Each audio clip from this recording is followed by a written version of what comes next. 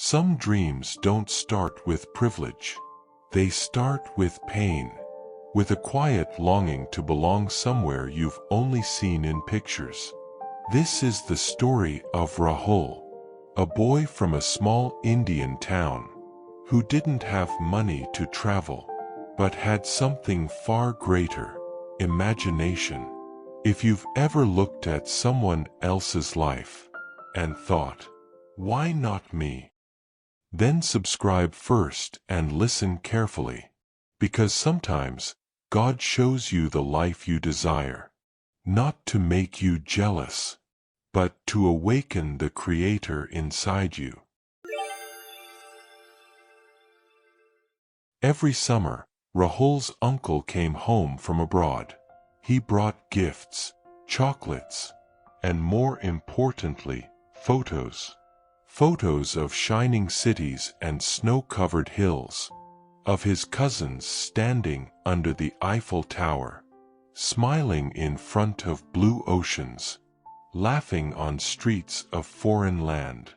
Rahul would flip through those pictures again and again, his heart quietly breaking.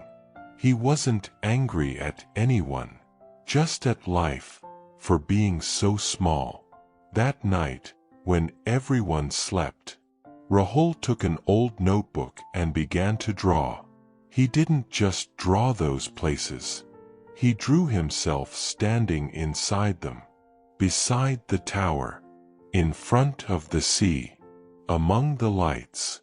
It was messy, clumsy, his lines shaky, his colors bleeding. But when he looked at that paper, he felt something he'd never felt before. He belonged. Every evening after school, he sat near the broken window, pencil in hand, imagination wide open. He erased, redrew, he failed, tried again. He filled pages with his dreams, until one day his mother said, "Why don't you rest, beta?" He smiled. "Ma, I'm traveling." Months passed. The walls of their small house slowly filled with drawings of places Rahul had never seen, but somehow had lived through his art. One day, his school teacher visited.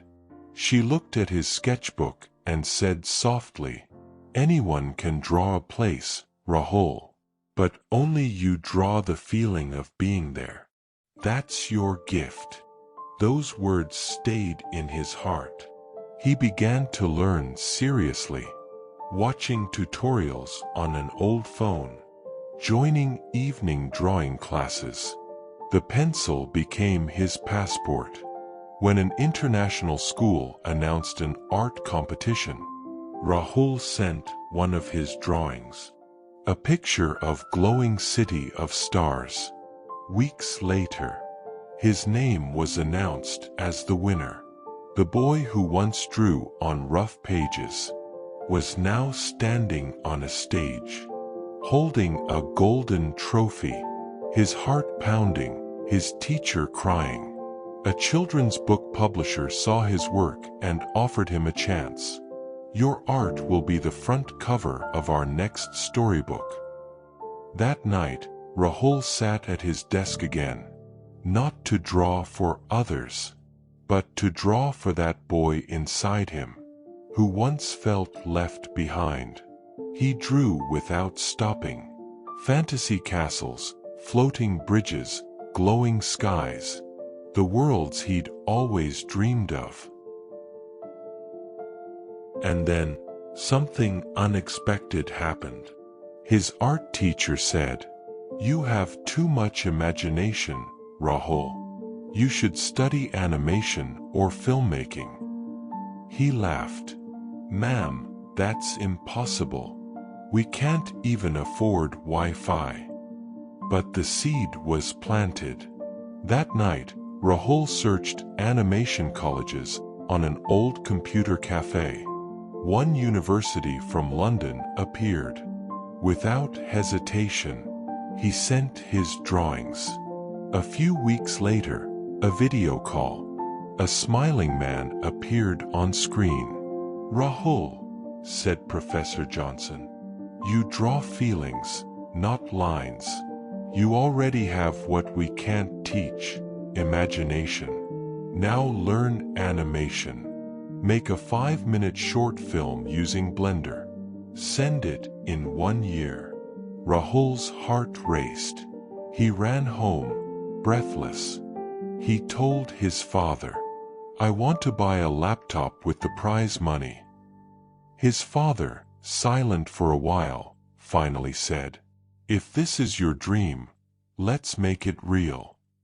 That day, they bought a laptop. Second-hand, slightly cracked, but perfect. From that night, Rahul's room became a small studio. He watched videos, practiced animation frame by frame. He didn't sleep properly for months.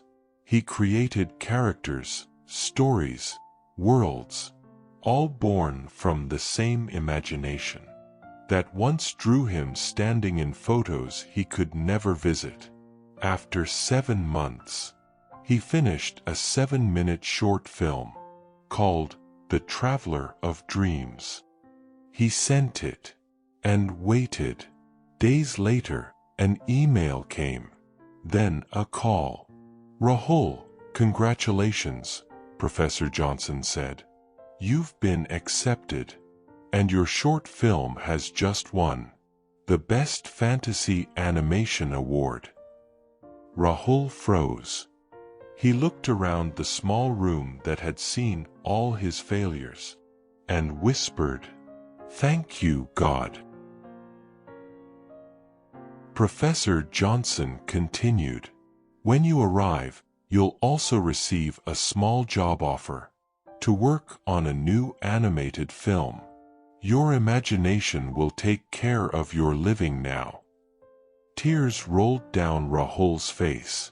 He had finally become what he used to draw, the boy standing proudly in beautiful places. Except now, it wasn't imagination anymore. It was his life. That night, before sleeping, Rahul opened his old notebook, the one where it all began. On a fresh page, he drew himself boarding a plane, and below it, he wrote, "This time, it's not a dream." Rahul's story teaches us something powerful, that dreams don't come true by wishing for them. They come true when you start working inside them. He didn't wait for someone to take him places. He drew himself there, and by doing so, he stepped closer to his purpose. Life will often show you what you can't have, not to make you bitter, but to see whether you'll create it for yourself. When Rahul turned jealousy into creativity, imagination became his vehicle, discipline became his fuel, and faith became his map. So next time you see someone living the life you want, don't get discouraged. Pick up your pencil, your camera, your tool, and draw yourself into that world. Because imagination, when followed by action, doesn't stay on paper. It becomes your passport to destiny.